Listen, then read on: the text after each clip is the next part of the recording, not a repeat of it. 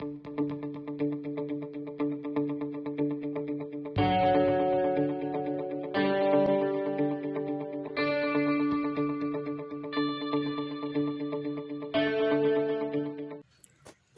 children, let us learn the lesson 9, My Safety. Safety means Shurakshate. Observe the picture in page 87 of our textbook. You can see mother is cutting vegetables and daughter is sitting nearby. ಪುಟ ಸಂಖ್ಯೆ 87 ನೋಡಿ. ಅಮ್ಮ ತರಕಾರಿ ಹಚ್ಚುತ್ತಿದ್ದಾರೆ, ಮಗಳು ಪಕ್ಕದಲ್ಲಿ ಕುಳಿತಿದ್ದಾಳೆ. In next picture we can see daughter cutting vegetables. It was a sharp knife. She cut her hand accidentally. Her mother assisted her by treating the wound. ಈ ಚಿತ್ರದಲ್ಲಿ ಮಗಳು ಚೂಪಾದ ಚಾಕುವಿನಿಂದ ತರಕಾರಿಯನ್ನು ಕತ್ತರಿಸುತ್ತಿರುವಾಗ ಅವಳ ಬೆರಳನ್ನು ಕತ್ತರಿಸಿಕೊಳ್ಳುತ್ತಾಳೆ. ಅಮ್ಮ ಅವಳಿಗೆ ಚಿಕಿತ್ಸೆಯನ್ನು ಮಾಡುತ್ತಾರೆ. Children, when we use sharp objects, we should be very careful as the sharp edges would hurt us. ಮಕ್ಕಳೇ, ಚೂಪಾದ ಆಯುಧಗಳನ್ನು ಬಳಸುವಾಗ ನಾವು ತುಂಬ ಜಾಗರೂಕತೆಯಿಂದ ಬಳಸಬೇಕು. ಏಕೆಂದರೆ ಅದರ ತುದಿ ತುಂಬ ಚೂಪಾಗಿರುತ್ತದೆ, ಅದರಿಂದ ನೋವಾಗಬಹುದು. In page 88, we can see some of the things which we commonly use at our houses. Let us write the names of the objects in the box provided. ನಾವು ಮನೆಯಲ್ಲಿ ಸಾಧಾರಣವಾಗಿ ಬಳಸುವಂಥ ವಸ್ತುಗಳ ಹೆಸರುಗಳನ್ನು ಬರೆಯೋಣ.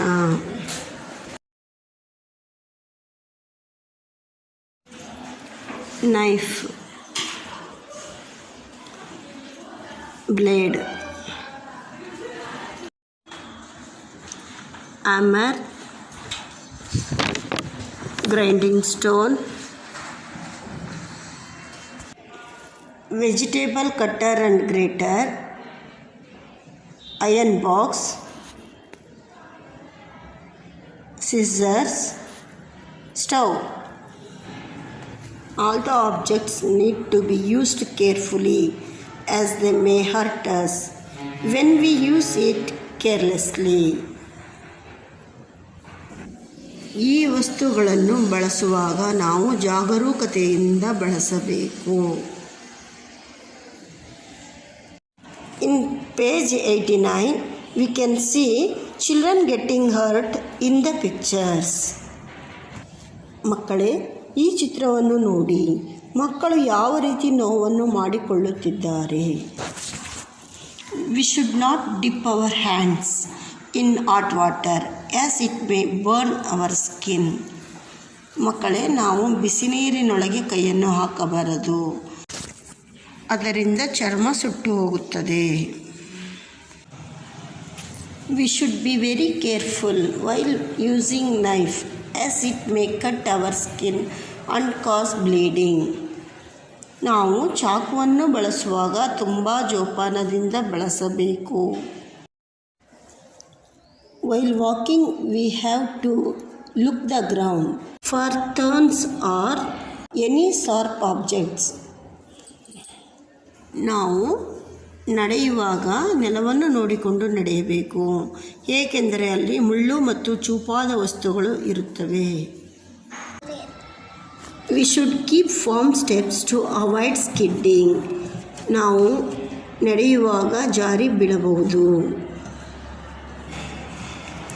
It is always better to use footwear as it protects our foot from sharp objects. We should not insert our fingers or any objects into the plug holes as we may get electric shock. ನಾವು switch ಬೋರ್ಡಿನಲ್ಲಿರುವ ಸಂಧಿಯೊಳಗೆ ಕೈಯನ್ನು ಹಾಕಬಾರದು ಅಥವಾ ಬೇರೆ ವಸ್ತುಗಳನ್ನು ಹಾಕಬಾರದು, ಅದರಿಂದ current shock ಹೊಡೆಯಬಹುದು. We should not sit on high places as we may fall down and get hurt. ನಾವು ಅತಿ ಎತ್ತರವಾದ ಸ್ಥಳದಲ್ಲಿ ಕುಳಿತುಕೊಳ್ಳಬಾರದು. ತಪ್ಪಿ ಕೆಳಗೆ ಬಿದ್ದರೆ ನೋವಾಗಬಹುದು. We should be careful in using axe, cutting plier, nails, hammer, etc. When we burst in the crackers, we should take the help of elders.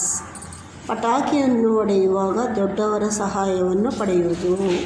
We must not burst crackers carelessly as it will cause damage to our eyes. ಪಟಾಕಿಗಳನ್ನು ಹತ್ತಿರದಿಂದ ಹೊಡೆಯಬಾರದು, ಅದರಿಂದ ಕಣ್ಣು ಮತ್ತು ಕಿವಿಗಳಿಗೆ ಹಾನಿಯಾಗುತ್ತದೆ.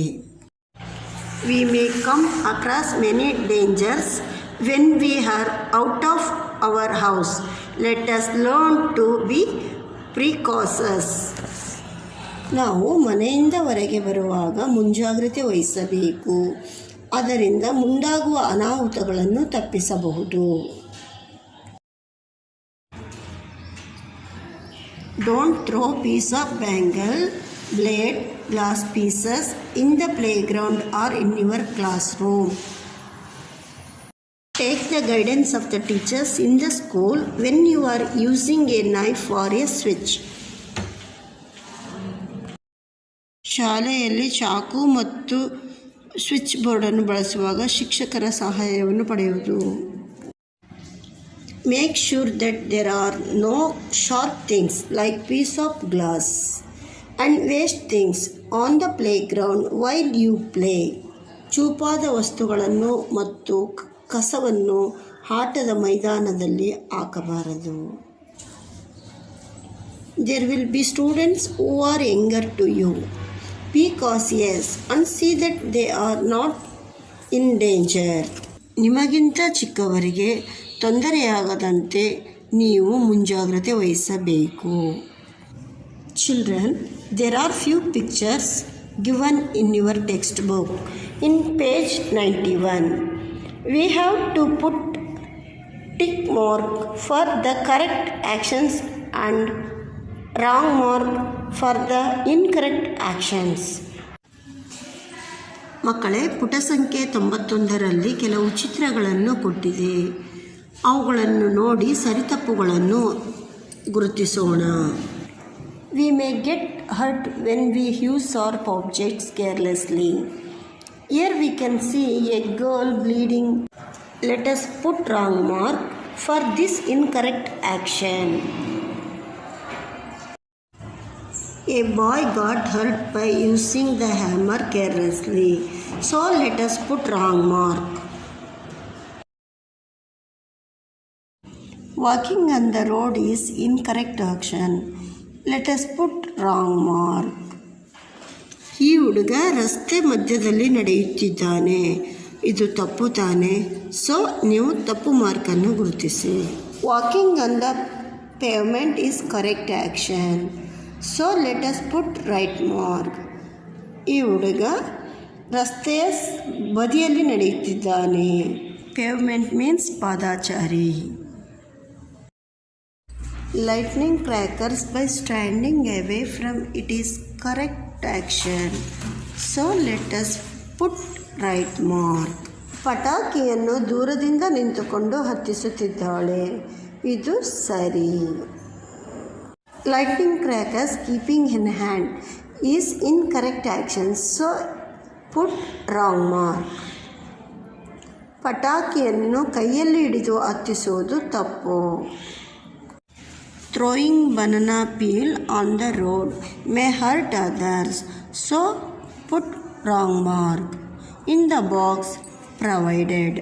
ಬಾಳೆಹಣ್ಣಿನ ಸಿಪ್ಪೆಯನ್ನು ರಸ್ತೆಯಲ್ಲಿ ಬೀಸಾಡಬಾರದು, ಅದು ಬೇರೆಯವರಿಗೆ ತೊಂದರೆಯಾಗುತ್ತದೆ. Throwing banana peel on the dustbin is correct action. So let us put right mark in the box provided. ಬಾಳೆಹಣ್ಣಿನ ಸಿಪ್ಪೆಯನ್ನು ಕಸದ ಬುಟ್ಟಿಯಲ್ಲಿ ಹಾಕುವುದು ಒಳ್ಳೆಯ ಕೆಲಸ. Thank you, children.